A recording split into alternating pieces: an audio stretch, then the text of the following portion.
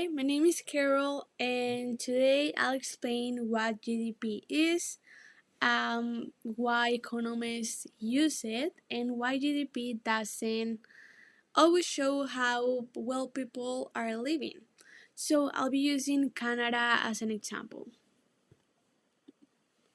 So, we're gonna start with what is GDP. So, GDP stands for Gross Domestic Product. So it measures the total value of all final goods and services produced in a country once a year. So, in simple terms, GDP shows how big an economy is and how much it produces. So, why GDP is used? So, economists use GDP because it's easy to measure and helps compare countries.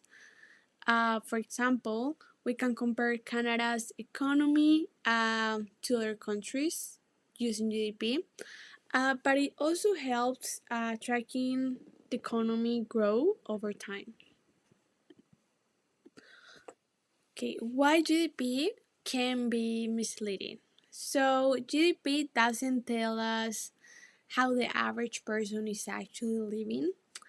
Canada has a high GDP, over 2 trillion USA dollars, according to the World Bank. So, despite this strong economy, many Canadians struggle with the cost of living.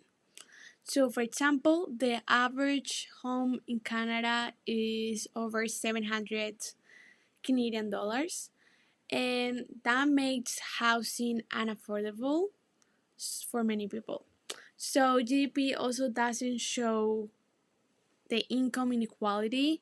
So even when the economy grows, not everyone benefits equally. So, in conclusion, GDP is useful for measuring economy and comparing countries, but it doesn't really fully reflect people's quality of life. So, to understand living standards, we also need to consider the income distribution, housing costs, and access to essential services. Thank you.